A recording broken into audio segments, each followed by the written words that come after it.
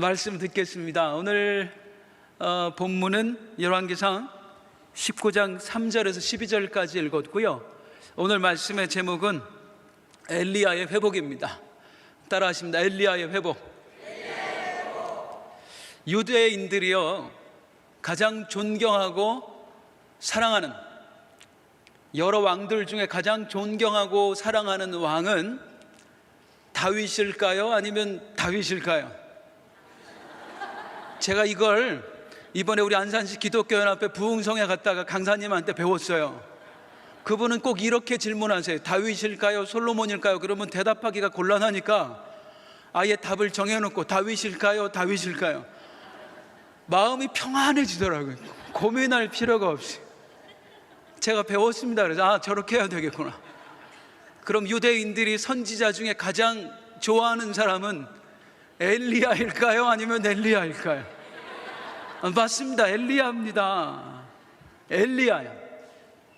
엘리야는 능력의 종이었습니다. 그가 선포하니까 3년 반 동안 이스라엘 땅에 비가 내리지 않았어요. 엘리야가 기도하니까 하늘에서 불이 떨어졌어요. 능력의 종이에요. 이 엘리야는 또한 희생과 인내의 종이었습니다. 그는 자신의 조국 이스라엘의 영적인 회복을 바라면서 무려 3년 반 동안 광야에서 홀로 지냈어요.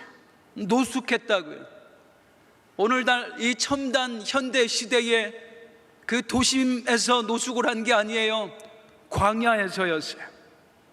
더위와 이루 말할 수 없는 밤이 되면 추위와 싸워야 되고, 또 배고픔과 외로움을 견뎌야 했던 그 처절한 광야에서 무려 3년 반 동안이나 인내한 거예요. 이처럼 엘리야는 능력의 사람이었고, 또한 엘리야는 사명의 사람이었고, 또한 엘리야는 인내의 종이었습니다. 그런데 그런 대단한 사람이, 이스라엘 백성의 존경을 한 몸에 받는 위대한 신앙인이 갑자기 절망에 빠져버리는 거예요. 열왕기상 19장 4절 말씀 함께 읽어봅니다. 시작. 자기 자신은 광야로 들어가 하룻길쯤 가서 한 로뎀 나무 아래에 앉아서 자기가 죽기를 원하여 이르되, 여호와여, 넉넉하오니 지금 내 생명을 거두시옵소서. 나는 내 조상들보다 낫지 못하니이다 하고, 하나님, 차라리 나를 죽여주세요 하고 있는 겁니다. 모든 걸 체념한 채 마치 전혀 믿음이 없는 사람처럼 행동하고 있는 거예요. 가끔 보면은요, 우리 주변에 절대 시험에 들지 말아야 될 것 같은 사람들이 시험에 드는 경우가 있어요. 믿음 좋고 기도도 많이 하고 그렇게 충성하던 분들이 한순간 무너지는 경우가 있는 거예요. 더 안타까운 것은 또 누군가는 그런 분들을 판단하고 정죄한다는 거예요. 그렇게 믿음 좋은 것 같더니만 하는 거예요. 그렇게 교회 일 혼자 다 하는 것 같더니만 비판하고 정죄하는 거예요. 한 노부부가 차를 몰고 여행을 하고 있었습니다. 그러다 이제 국도변에 있는 한 식당에 들어가서 점심을 먹고 나왔어요. 그리고 이제 한참을 다시 달리고 있는데 할머니가 무릎을 탁 치면서 소리 질렀습니다. 아이고, 내 정신 좀 봐. 내가 식당에 안경을 두고 왔네. 여보, 어떻게 하면 좋아요? 다시 좀 돌아가요. 할아버지가 그냥 뿔딱지가 나는 거예요. 성질이 급한 할아버지였는데 차를 돌려서 어쩔 수 없이 다시 식당으로 가는 동안 내내 할머니를 구박을 합니다. 야, 이 할망구야, 정신 좀 차려. 너 때문에 기름값이 얼마가 더 드냐? 얼마나 더 나를 힘들게 할 거야? 아니, 눈에 잘 보이면 안경을 쓰지를 말던가. 뭐하러 그렇게 안경을 쓰고 나를 괴롭게 하냐고 막 그렇게 할머니를 타박을 했어요. 그런데 식당이 점점 가까워지니까 갑자기 할아버지가 조용해지는 거예요. 할머니 생각에, 아니, 이 영감탱이가 이렇게 가만히 있을 사람이 아닌데 왜 그럴까? 이제 드디어 식당에 도착을 했습니다. 할머니가 차에서 딱 내리려고 하는 순간에 할아버지가 팔을 슬그머니 잡았어요. 그리고 속삭였습니다. 할멈, 이왕이면 올 때에 내 모자도 좀 가져다 줘. 실수는 누구나 해요. 나도 예외일 수 없다고요. 시험도 마찬가지입니다. 누구나 시험에 들 수 있어요. 아브라함도 시험에 들었고요, 모세도 시험에 들었어요. 여호수아도 시험에 들었고요, 세례 요한도 시험에 들었어요. 목사도 시험에 들고요, 장로님, 권사님들도 시험에 들어요. 그리고 너도 시험에 들고 나도 시험에 들어요. 우리는 다 시험에 들 수 있어요. 왜요? 약하니까요. 약하니까. 태풍이 한번 온다고 해도 벌벌벌벌 떨고 온 창문에 테이프 다 붙이고, 그것도 떼놓고 그 또 끈적거리는 거 안 떨어져서 또 속상해요. 야고보서 5장에 뭐라고 말씀합니까? 엘리야도 우리와 성정이 같은 사람이라고 얘기해요. 엘리야뿐 아니라 우리 모두가 같은 성정을 가지고 있어요. 어떤 성정이에요? 겁내고 약하고 불완전하고. 우린 본질적으로 다 약한 사람들이에요. 그래서 함부로 정죄해서는 안 되는 거예요. 자, 그러면요 여러분, 엘리야는 왜 이렇게 시험에 빠졌는가? 그 믿음의 사람이 지금 왜 이렇게 절망하고 있는가? 다시 말하지만 엘리야는 하나님을 위해서, 또 자기 민족을 위해서 내 인생을 바친 사람이에요. 그랬던 사람이 지금 하나님 차라리 죽여주세요 하고 있는데 왜 이렇게 망가져 버렸는가 하는 겁니다. 열왕기상 19장 3절에서는 엘리야가 이렇게 절망하고 있는 이유에 대하여 설명합니다.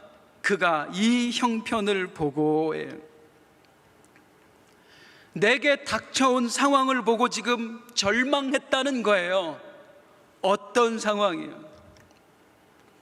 아무것도 달라지지 않는 상황을 보고 절망했습니다.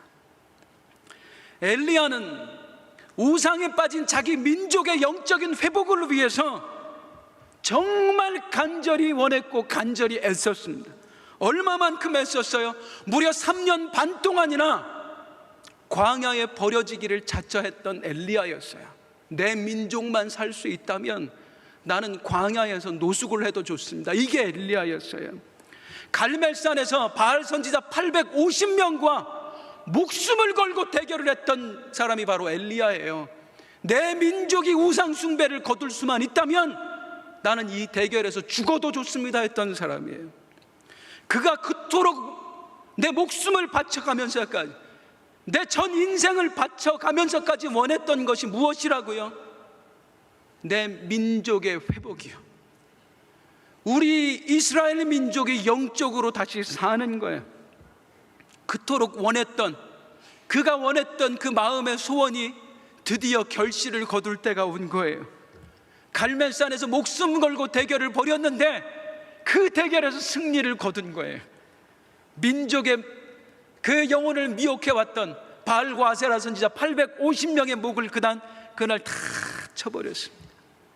또 가뭄으로 시달렸던 이스라엘에 기도함으로 3년 반 동안 비가 내리지 않던 그 땅에 비가 내리게 만들었어요. 엘리야는 이제 생각했어요. 드디어 됐다. 이제 왕도, 그리고 여러 대신들도, 그리고 백성들도 오직 여호와만이 하나님인 줄 알 것이다. 이제 이것을 보았으니, 목격했으니 이제 온 나라가 회개하고 하나님 앞에 돌아오리라. 주여 감사합니다. 이제 드디어 내 고난의 결실을 보게 되었습니다. 하나님 이 날을 주시니 감사합니다. 그런데 어찌 된 일입니까? 아무 일도 일어나지 않는 거예요. 이제 열매를 거둘 때가 됐다고 생각했는데 아무 일도 일어나지 않는 거예요. 오히려 왕과 왕비가 이 엘리야를 죽이겠다고 군사를 보내는 거예요. 절망합니다. 이게 뭐야? 왜 달라지는 게 없는 거예요? 이럴 거면 내가 왜 지난 3년 반 동안 광야에서 개고생을 했는데, 이럴 거면 내가 왜 갈멜산에서 목숨을 걸고 싸워야 됐는데, 그토록 바랬어요. 내 민족 회복되기를 그토록 소망했어요. 그거 하나만 보고 수년 동안 지금 달려온 거예요. 그런데 아무 결실이 없는 거예요. 이대로 광야에 쫓겨나게 생긴 거예요. 이 형편을 보고 엘리야가 무너져 내렸던 겁니다. 억울하지요. 견딜 수가 없는 거지요. 하나님을 향해서, 하나님, 이럴 거면 왜 나를 광야에서 살게 하셨습니까? 이럴 거면 나로 하여금 왜 목숨 걸고 싸우게 하셨습니까? 아무런 응답도 해주지 않을 거면 왜 그러셨습니까? 차라리 내 생명을 거두어가 주시옵소서. 가끔요, 오랜 동안 일이 풀려지지 않아서 그 얽힌 문제 가운데 고난 중에 있던 그 성도님들이 찾아오셔서 너무나 밝은 얼굴로 말씀해 주시는 경우들이 있어요. 목사님, 제가 지난 새벽에 기도하는 중에 응답받았어요. 하나님이 마음에 평안을 주셨어요. 이제 하나님이 길을 열어주실 것 같아요. 그런데 그 응답받은 날 갑자기 그 박사장님한테 연락이 온 거예요. 이제 드디어 제가 그토록 그분을 기대해 왔는데 이제 드디어 하나님이 내 문제를 해결해 주시나 봐요. 그 말을 듣고 할렐루야, 주님이 하셨네요. 그리고 이제 함께 기도해 드리고 축하해 드리고 돌려보내는데, 며칠 지나 교회에서 만났는데 이전보다 얼굴이 더 어두워져 있는 거예요. 아니, 집사님 어떻게 되셨어요? 그런데 왜 이렇게 표정이 어두우세요? 목사님, 또 안 됐습니다. 이번에는 될 줄 알았는데 또 안 됐습니다. 하나님이 분명히 마음에 확신을 주셨는데 왜 삶이 달라지지 않을까요? 분명히 하나님이 3년 전에 응답해 주셨거든요. 하나님이 분명히 지난번에 말씀해 주셨거든요. 왜 될 듯 하면서 이게 안 되느냐고. 이 될 듯 하면서 안 되는 걸 성경적인 용어로 이렇게 말합니다. 희망고문이라고. 안 되면 아예 안 되려던가. 그래, 희망이라도 안 갖잖아요. 될 듯 말 듯 될 듯, 이거 사람 미치는 겁니다. 제가 예전에 청년부 지도했었는데 가끔 남자 청년들 중에 눈치 없는 놈들이 있어요. 그래서 딱 보면 걔가 넘어오는지 안 넘어오는지 알잖아요. 우리는 옆에서 보면 다 아는데 지만 몰라요. 그리고 가서 그냥 무조건 대치를 하는 거예요. 우리가 볼 땐 절대 그 여자애는 얘를 안 좋아해요. 그런데 밥 사주고 뭐 커피 사주고 막 선물 주고, 그런데 이 썩을 년이, 죄송합니다, 그걸 다 받는 거예요. 밥도 얻어먹고 선물도 받고, 그리고는 계속 거절을 하는 거예요. 아니, 될 듯 말 듯, 이건 희망 고문이라고요. 하나님이 우리에게 그러실 때가 있다고요.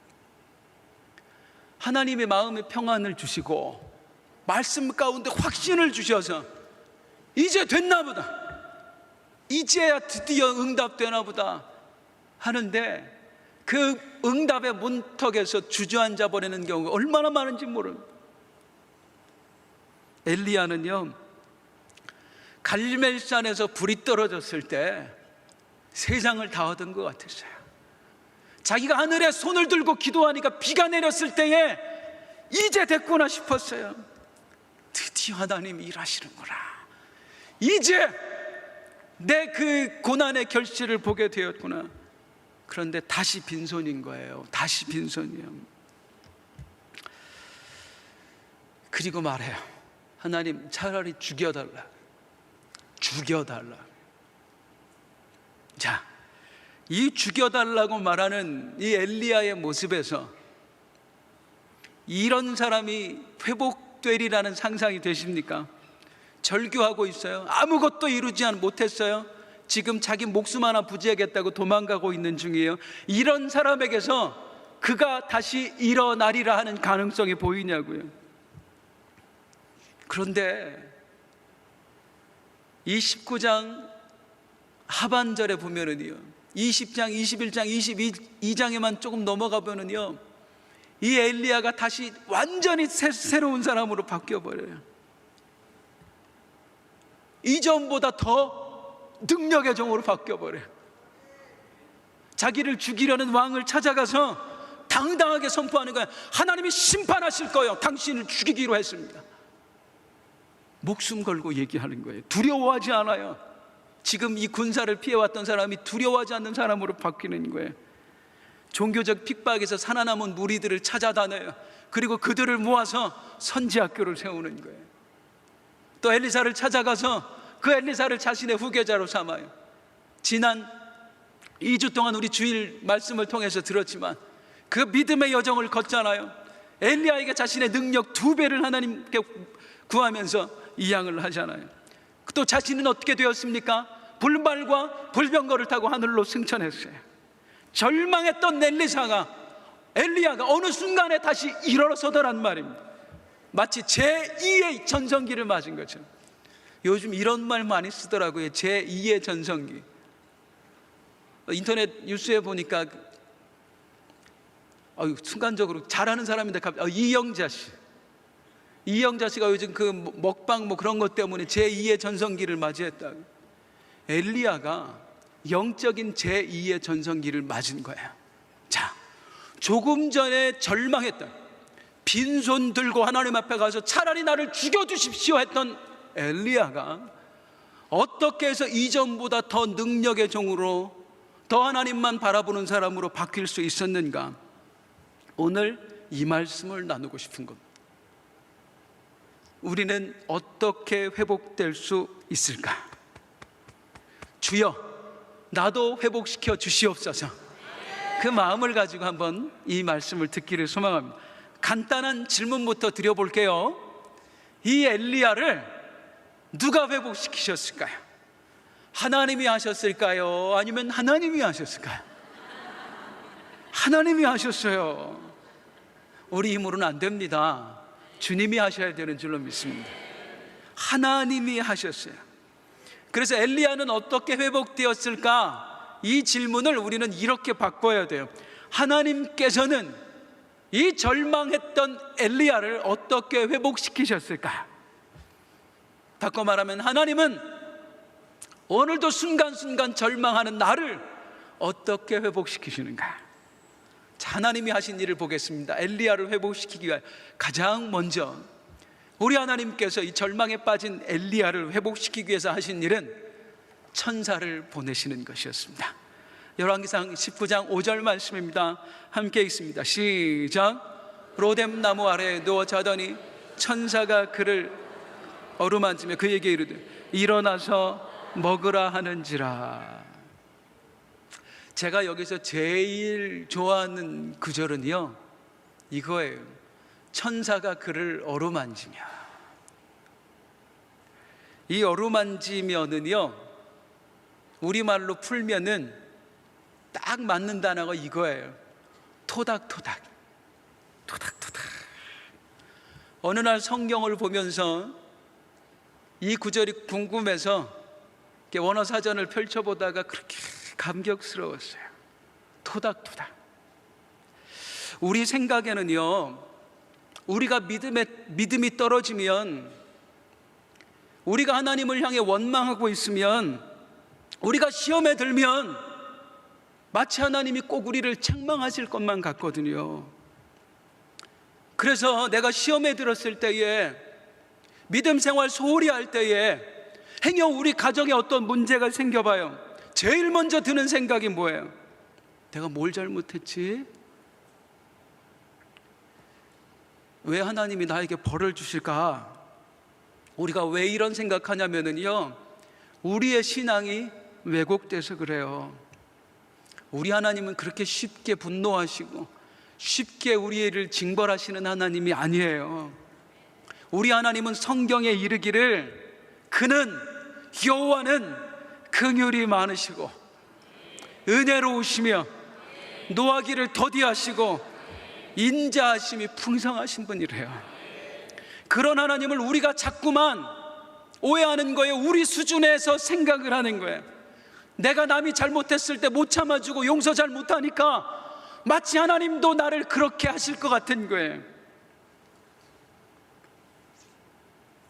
그래서 우리 생각에는요, 이 엘리야처럼 시험에 들어서 하나님을 원망하고 있으면, 사명이고 뭐고 다 내팽개치고 주저앉아 있으면 하나님이 꼭 이러실 것 같거든요. 이놈아! 천사를 보내셔도 그 천사가 손에 채찍을 들고 올 것 같거든요. 그런데 아니라는 거예요. 어루만지며 토닥토닥. 제가 20대 초반에, 그때는 그게 그 질병인지 몰랐어요. 나중에 알았어요. 그때는 그런 용어가 없었거든요. 공황장애가 저에게 찾아왔습니다. 이제 군 입대하기 전에, 군 입대라고 해서 오해하지 마시기 바랍니다. 현역은 아니고 방위였습니다. 잠깐 시간이 나서 공장에 가서 알바를 좀 했어요. 그게 재밌더라고요. 기계에다가 뭐 우리가 단순한 거 시키잖아요. 뭐 기술이 없고 알바생이니까 이렇게 쇠톱에 자르는 일이었는데, 그 며칠 하는데 그렇게 재밌어요. 그런데 그날 아침에도 일찍 출근해서 그 일을 이제 아침부터 하고 있는데 갑자기 기계가 엄청나게 커지는 거야. 엄청나게. 그리고 그 기계 소리가 정말 무슨 천둥 치는 소리처럼 들려오기 시작하는데, 이 기계가 나를 향해 걸어오는 거 있죠. 그 자리에 털썩 주저앉았어요. 순간 드는 생각이, 나 미쳤나? 나 미쳤나? 그때부터 이제 그 공황장애에 내가 시달리는데, 어떤 생각에 빠지면 헤어나올 수가 없는 거야. 길거리 가다가 차가 빵 클락션 소리가 한번 들리면 그 자리에 주저앉아 숨이 안 쉬어져서, 제가 우리 부모님에게도 그런 얘기는 못했습니다. 마음 아파하실까 봐. 클락션 소리가 빵 들리면 골목에 들어가서 주저앉아 있어서 숨이 안 쉬어져서 헐떡헐떡거리면서 30분이고 40분이고 그렇게 삶을 사는 거예요. 그러니 정상적인 생활이 되겠습니까? 주변에서 점점 나를 이상한 사람 보는 거예요. 미친놈 취급하는 거예요.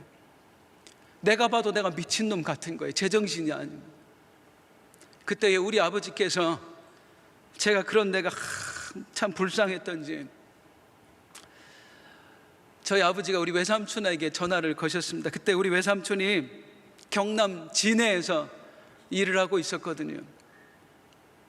그리고 우리 호승이가 좀 힘든가 본데 군대 가기 전까지 동생이 좀 잠깐 데리고 있어줘. 그리고 저한테, 아들아 그냥 가서 머리나 식히고 와라.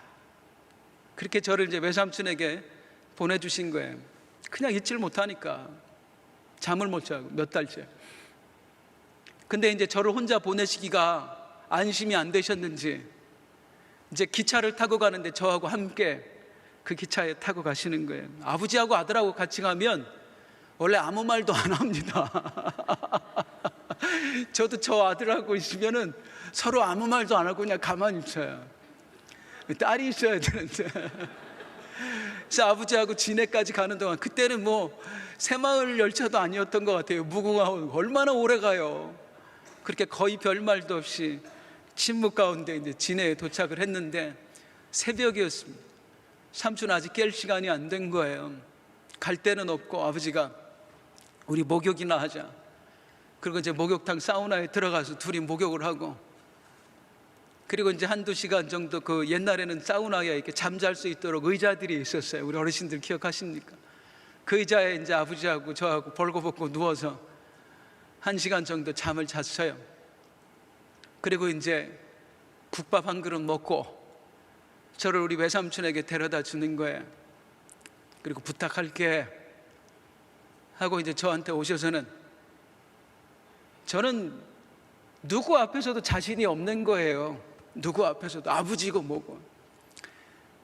그리고 지금도 나를 우리 아버지가 얼마나 한심하게 생각할까 막 스스로 그렇게 자책하며 있는데, 그때 우리 아버지가 그랬습니다. 제 어깨를 토닥토닥 하더니, 호승아 힘드냐? 괜찮아질 거야. 잘 이기고 그리고 와라. 그냥 아무 생각하지 말고 푹 쉬었다 와라. 이게 살면서 힘들 때 그때 그 제 어깨를 두드렸던 아버지 손길이 잊혀지지가 않아요. 나 스스로 보기에도 한심한 나인데,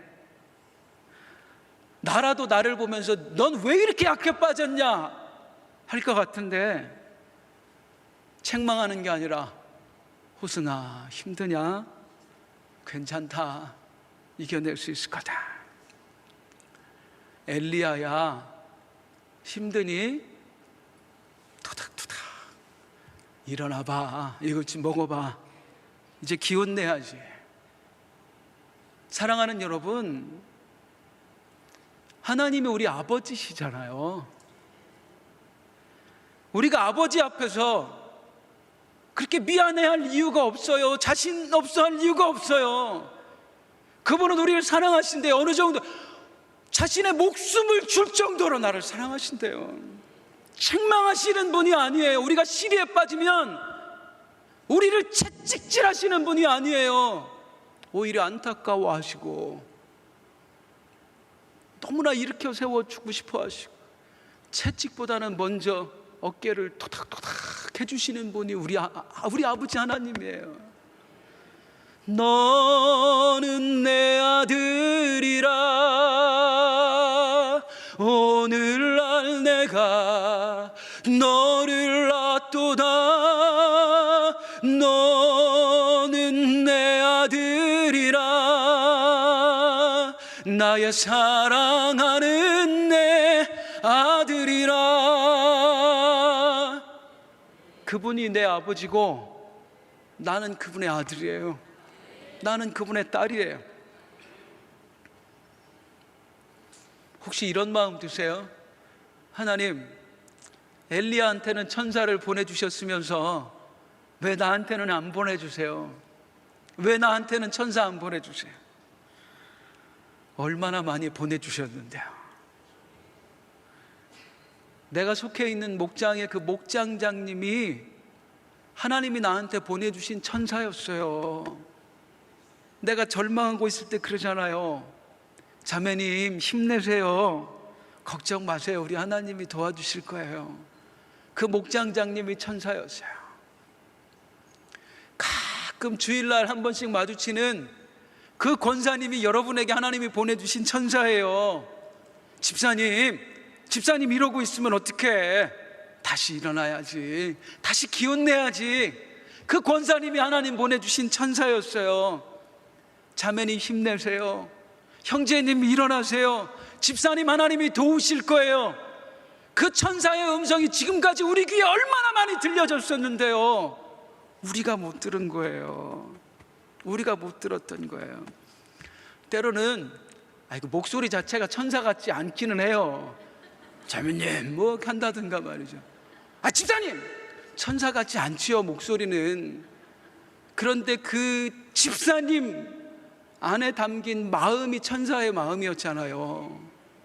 거기에 담긴 나를 향한 그 애정이, 안타까워하는 마음이, 그 사랑이 하나님이 보내주신 천사의 마음이었잖아요. 그리고 무엇보다도 우리가 주일이면, 수요일이면, 금요일이면 찾아와서 예배할 때 우리 귓가에 들려지는 이 강단으로부터의 말씀, 이게 바로 천사의 음성이었어요. 하나님의 말씀이 연약한 목사의 입술을 통하여서 대언되었던 거예요. 천사의 음성으로 말입니다. 사랑하는 여러분, 오직 의인은 믿음으로 말미암아 살 것입니다. 아무것도 염려하지 마십시오. 오직 기도와 간구로 하나님께 여러분의 구할 것을 아뢰십시오. 주님이 하셨습니다. 주님이 하실 것입니다.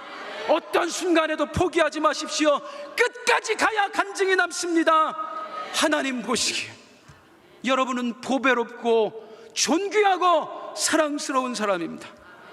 이 사랑스러운 하나님의 음성이, 천사의 음성이 이 강단으로부터 매주 들려왔던 거예요. 끊임없이 내 가슴에 못 박혀왔던 거예요. 천사가 말해요. 찾아와서 하나님의 음성으로, 기운 내야지, 이거 먹고 일어나야지. 엘리야야, 탁탁탁탁. 근데 엘리야가 밥만 먹고 그냥 다시 눕네요. 일어날 힘이 없는 거예요. 한 번 안 되면 두 번, 두 번 안 되면 세 번. 저거는 말을 했는데 듣지도 않아 할 것이 아니라 일어날 때까지 권면하는 겁니다. 천사의 사명은 일어날 때까지 감당하는 거예요. 천사가 또 일어나라, 토닥토닥 이렇게 세워요. 먹을 것을 줍니다. 그리고 어느 정도 엘리야가 기운을 차리니까 그에게 이런 말을 하네요. 열왕기상 19장 7절입니다. 시작. 여호와의 천사가 또다시 와서 어루만지며 이르되 일어나 먹으라. 내가 내 갈 길을 다 가지 못할까 하노라. 또 토닥토닥 하더니 하는 말이 내가 갈 길을 다 가지 못할까 하노라. 무슨 말이에요? 엘리야야, 네가 가야 할 길이 있단다.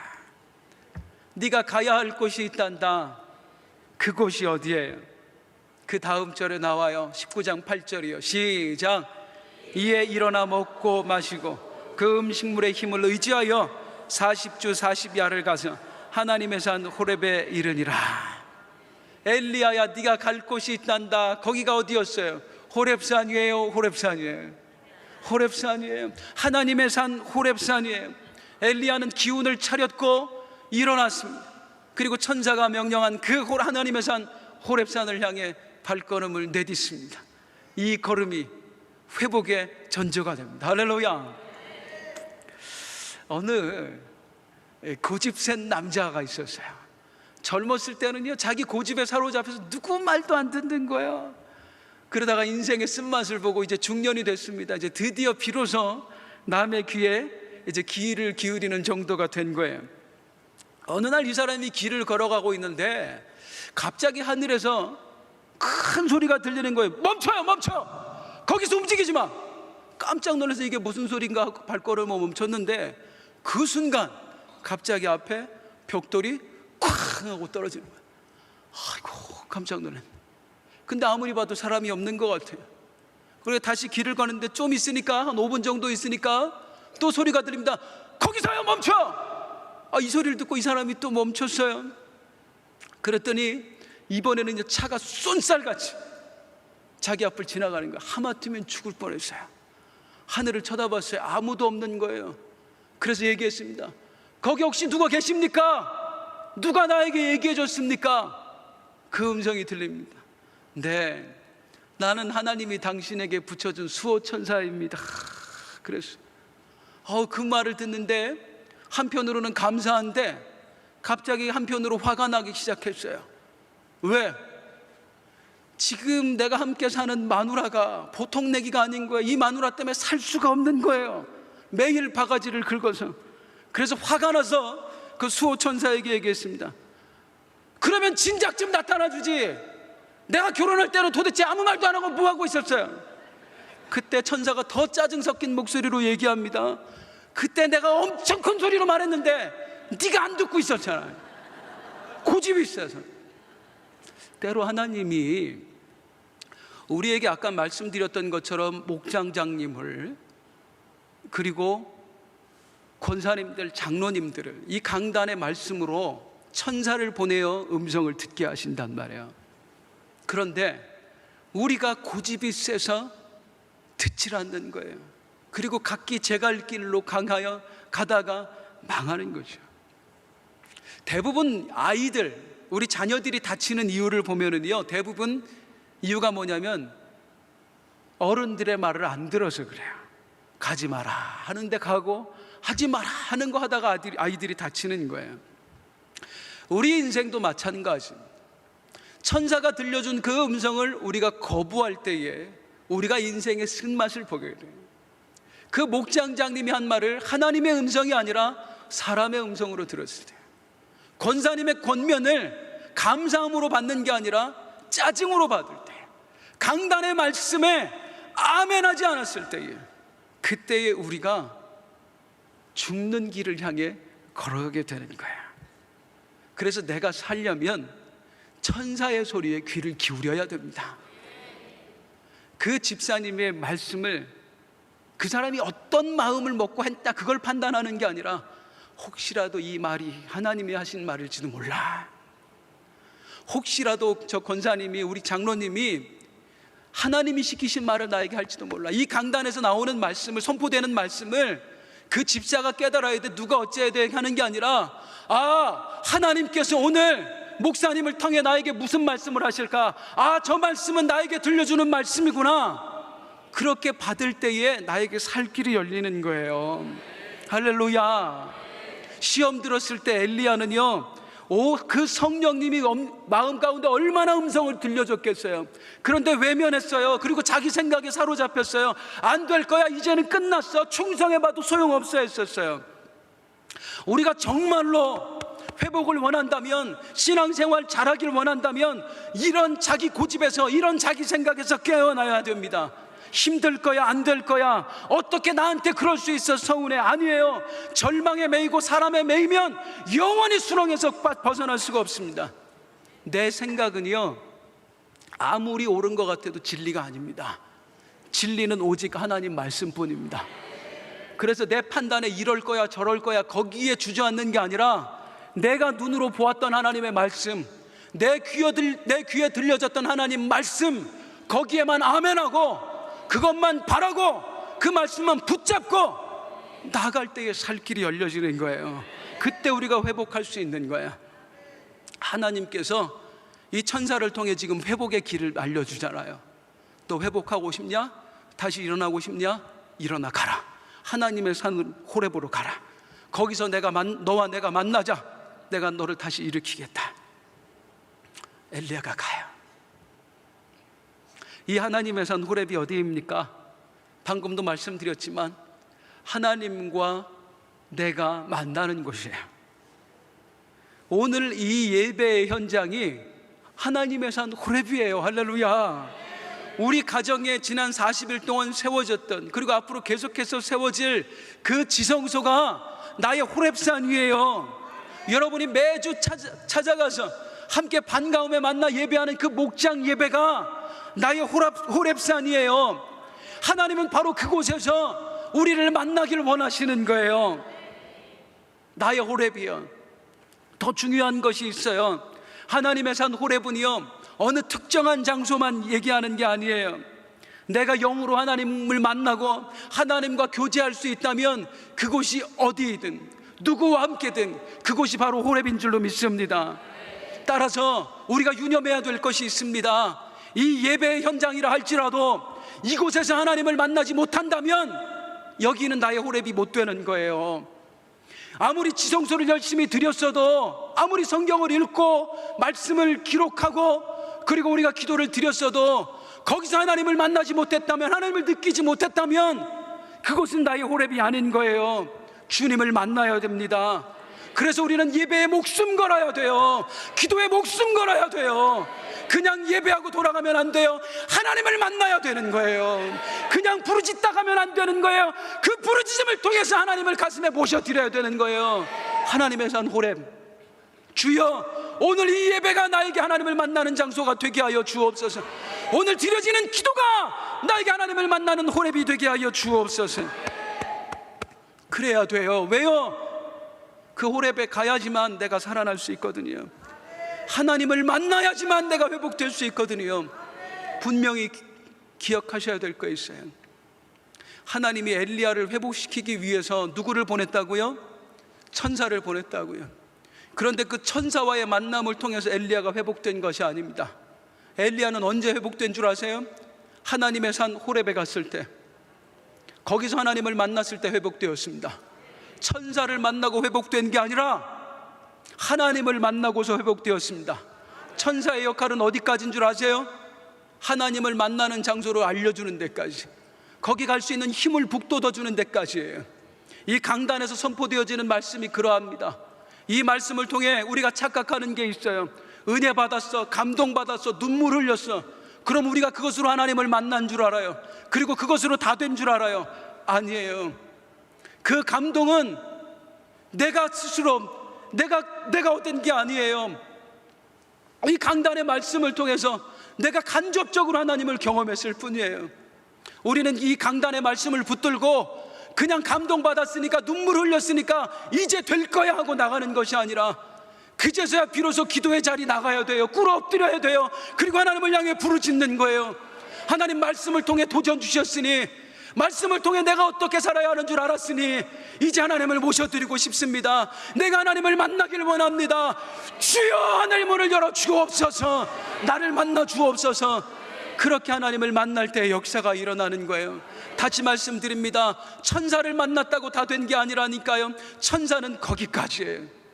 엘리야를 감동시키고 엘리야에게 하나님의 나가야 될 길을 알려주고 도전 주고, 그리고 하나님께 나가도록 힘을 북돋아 주는 게 천사의 역할이었어요. 우리 목장장님의 역할도 거기까지고요. 나를 그토록 사랑하는 권사님의 중보기도도 거기까지예요. 그 중보기도가 나를 살리는 게 아니에요. 그 기도를 통해 내가 직접 꿇어 엎드려 나의 입으로 하나님께 직접 외쳤을 때에, 그때 내가 회복되어질 수 있는 거예요. 남에게 기대지 마십시오. 목사님의 기도만 다 될 거야, 목사님에게도 기대지 마세요. 내가 직접 꿇어 엎드려야 돼요. 내 예배 장소가 있어야 되고요, 내 기도처가 있어야 되는 거예요. 내가 하나님을 만날 때에 그때 내가 회복되어지는 줄로 믿습니다. 나의 호렙이요. 천사의 그 감동을 받고 그 권면을 듣고 이제 드디어 엘리야가 하나님의 산 호렙으로 발걸음을 옮깁니다. 그리고 여기서 이제 엘리야가 드디어 회복됩니다. 그런데 이 과정 중에 우리가 한 가지 살펴봐야 될 것이 있었어요. 호렙에 가는 길이 그냥 평탄했겠습니까? 아무 일도 없었겠습니까? 그렇지 않다는 겁니다. 말씀을 함께 보실게요. 열왕기상 19장 8절입니다. 시작. 이에 일어나 먹고 마시고 그 음식물의 힘을 의지하여 40주 40야를 가서 하나님의 산 호렙에 이르니라. 어떤 구절이 눈에 들어옵니까? 40주 40야를 갈 때야. 밤낮을 쉬지 않고 40일을 걸었어요. 중간중간 쪽잠을 자면서. 먹을 것은 어디서 구했는지 모르겠네요. 광야길을 지나서, 물론 도심을 빠져나가기도 했지만 40일을 걷는다는 게 쉬운 일이겠습니까? 조금 전까지만 해도 죽을 지경까지 탈진했던 사람이잖아요. 천사는요, 호렙 그 바로 앞에서 엘리야에게 자, 저 산만 넘어가면 돼, 저 산만 올라가면 돼 하지 않았어요. 무려 40일을 걸어가야 되는 그 앞에서 얘기한 거예요. 너 하나님의 산 호렙으로 가라. 40일 걸어야 될 거야. 이게 무슨 의미일까요? 회복하려면 저절로 되지 않는다는 거예요. 고비를 넘어야 된다는 거예요. 생각의 고비를 넘고 네 육신의 고비를 넘어서 네가 얼마나 하나님의 은혜를 갈망하는지 직접 가서 하나님께 몸소 보여드리라는 거예요. 나를 간절히 찾는 자가 나를 만날 것이야. 그걸 보여드리라는 거예요. 애절한 기도가 아니면 하늘문을 열지 못합니다. 그저 습관적으로 시간만 때우는 기도로는 내 인생이 바뀌어지지 않습니다. 우리가 예배의 자리에 이 시간 나와 있습니다마는 여기 나온다는 게 쉽습니까? 기도의 자리를 우리가 지킨다는 게 쉬운 일이에요. 얼마나 많은 고비를 넘어야 돼요. 먼저 생각의 고비를 넘어야 돼요. 기도한다고 되겠어? 뭐 예배한다고 길이 열려? 이 끊임없이 마귀가 주는 생각의 고비를 우리가 넘어야 돼요. 그래야 이 자리에 올 수 있는 거예요. 또 육신의 고비를 얼마나 많이 넘어야 돼요. 마음에는 원이로되 육신이 약하오니 이거 넘어서야 돼요. 기도회 가고 싶은데 애들이 발목을 잡네. 그거 넘어서야 돼요. 40주야의 고비를 넘어야 된다고요. 그 고비를 넘고 하나님의 산에 꿇어 엎드려서 하나님 존전에 배울 때에 내 온 마음과 정성을 다 했음을, 진력을 다해서 여기까지 왔음을 보여드릴 때에 그때 하나님을 만날 수 있는 거예요. 그리고 거기서 인생의 해답을 얻을 수 있는 것입니다. 한번 따라 하시겠습니다. 고비를 넘자. 고비를 넘자. 오늘 예배의 고비를 넘기실 주님의 이름으로 축원합니다. 오늘 기도 가운데 고비를 넘을 수 있기를 주님의 이름으로 축원합니다. 엘리야는 40일에 고비를 넘었어요. 그리고 드디어 하나님의 산 호렙에 도착했어요. 그리고 여기서 엘리야가 완전히 회복돼요. 자, 그럼 이제 마지막으로 살필 것은 도대체 이 하나님의 산 호렙에서 어떤 일이 있었길래 엘리야가 완전히 회복되어서 제2의 전성기를 맞을 수 있었을까? 우리로 말하면 오늘 기도의 현장에 나와 있는 우리가 이 하나님의 산 호렙에서 무엇을 경험해야 하는가? 그래야 우리가 다시 회복될 수 있는가? 자, 호렙에서 있어진 엘리야의 회복의 장면을 보도록 하겠습니다. 하나님과 엘리야 사이에 있어진 대화들을 살펴볼게요. 열왕기상 19장 9절 말씀입니다. 시작. 엘리야가 그곳 굴에 들어가 거기서 머물더니 여호와의 말씀이 그에게 임하여 이르시되 엘리야야 내가 어찌하여 여기 있느냐. 엘리야야 내가 어찌하여 여기 있느냐. 이상하잖아요. 엘리야는 지금 여기 왜 왔어요? 천사가 보내서 왔어요? 아니면 천사가 보내서 왔어요? 천사가 보내서 왔어요. 그 천사 하나님의 명령을 대언했을 뿐이에요. 하나님이 시켜서 여기 왔다고요. 근데 너 왜 여기 와 있니? 라고 묻는 거예요. 이 물음은 어떤 물음이겠어요? 여기가 호렙이냐 갈멜이냐, 너 지금 여기 어디에 와 있는 거냐, 장소 묻는 거 아니에요. 엘리야야 너 왜 사명의 자리에서 멀어졌느냐 묻는 거예요. 엘리야야 왜 너의 본분에서 지금 멀어져 있느냐 묻는 거예요. 지난날 그 그리스 시내가에서 3년 반을 인내했던 엘리야 너는 어디로 갔냐. 갈멜산에서 죽음을 두려워하지 않고 대적들과 싸웠던 그 엘리야는 어디로 가고 이렇게 다 망가져버린 엘리야가 와 있니 하는 거예요. 그때 엘리야가 대답해요. 뭐라고 대답했을 것 같으세요? 주님 나 힘들어요? 한번 볼까요? 10절입니다. 시작. 그가 대답하되 내가 만군의 하나님 여호와께 열심히 유별하오니 이는 이스라엘 자손이 주의 언약을 버리고 주의 제단을 헐며 칼로 주의 선지자들을 죽였음이오며 오직 나만 남았거늘 그들이 내 생명을 찾아 빼앗으려 하나이다. 이제 집중해서 들으시기 바랍니다. 내가 만군의 하나님 여호와께 열심히 유별하오니 엘리야가 이렇게 대답했네요. 이런 뜻입니다. 그래요 하나님, 그리시네가에서 3년 반 동안 희생했던 엘리야, 인내했던 엘리야 어디 있냐고요? 갈멜산에서 죽음을 무릅쓰고 기도했던 엘리야 어디 있냐고요? 맞습니다. 내가 당신 말씀만 믿고 그 그리시네가에서 3년 반 동안 개고생했습니다. 내가 당신이 이루실 일을 소망하고 내 목숨을 걸었었습니다. 그런데 이게 뭡니까? 아무것도 달라진 게 없잖아요. 내가 그토록 열심히 당신을 위해서 일했는데, 그토록 열심히 사명을 감당했는데 나에게 돌아온 게 뭡니까? 내가 그렇게 하나님을 위해 열심을 내는 동안 하나님은 날 위해 뭘 해주셨습니까? 원망하는 거예요. 다 자기 자신을 쏟으면서 하나님을 향해 원망의 소리를 내뱉어요. 어쩌면 사실 우리 안에 이런 숨겨진 마음이 있지 않나 하는 거예요. 하나님 예배하라고 하셔서 예배의 자리에 있었고요, 기도하라고 하셔서 그 피곤함을 무릅쓰고 내가 새벽을 깨웠습니다. 충성하라고 하셔서 해마다 여름에 휴가도 제대로 못하고 내가 봉사했습니다. 하나님 헌신하라고 하셔서 없는 살림에 쪼개어서 내가 헌금을 드렸습니다. 지성소 기도하라고 하셔서 지난 40일 동안 아무것도 못하고 내가 그 골방에서 하나님 기도했습니다. 그런데 결과가 뭡니까? 하나님 왜 아무것도 달라지지 않는 거야? 왜 하나님 아직도 응답을 주시지 않는 거예요?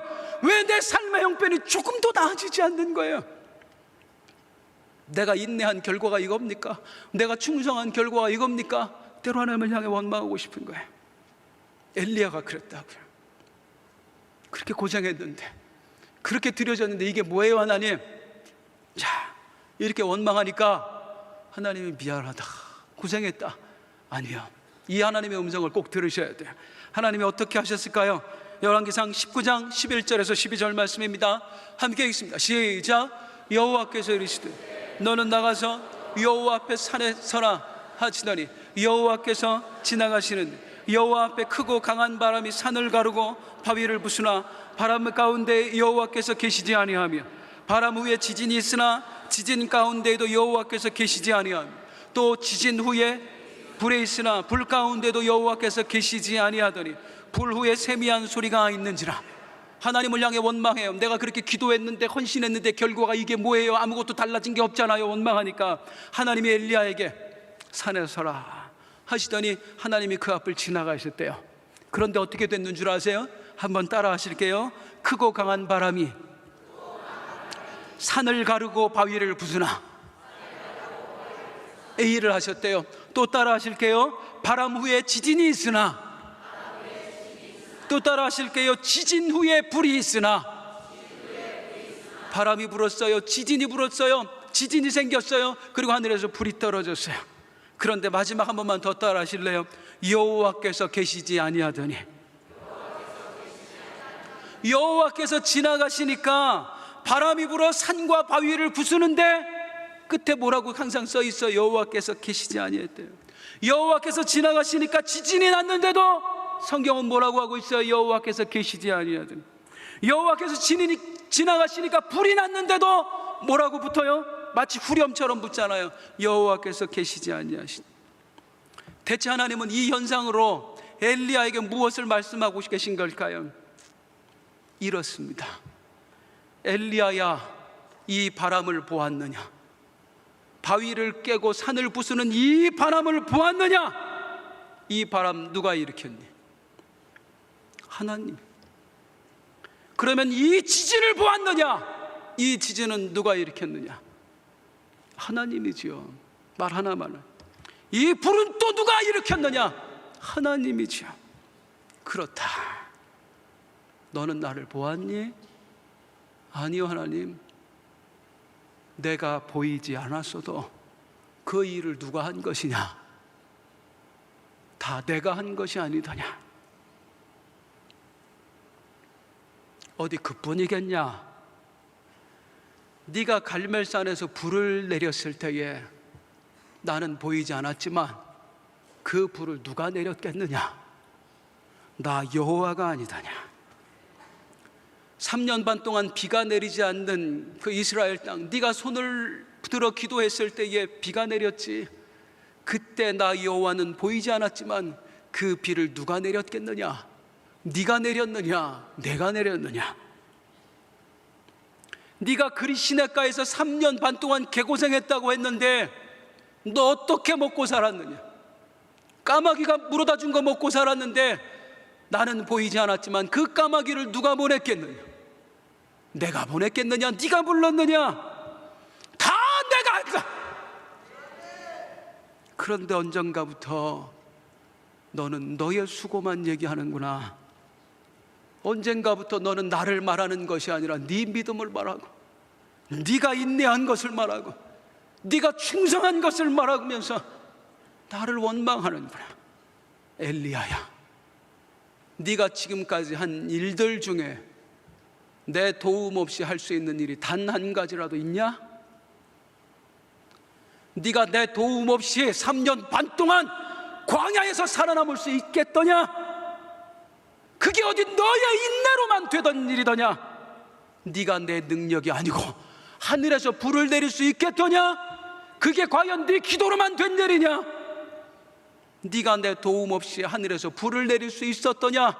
그게 과연 네 믿음으로만 된 일이냐? 이 어리석은 인생아, 왜 자꾸만 육신의 생각에 사로잡혀서 내가 보이지 않는다고 네가 했다 생각하느냐? 이 바보 같은 놈아, 네가 했다고 생각하니까 앞으로가 절망스러운 거 아니야? 아무것도 할 수 없는 네가 자꾸만 내가 했다고 생각하니까 앞이 막막한 거 아니야? 착각하지 마.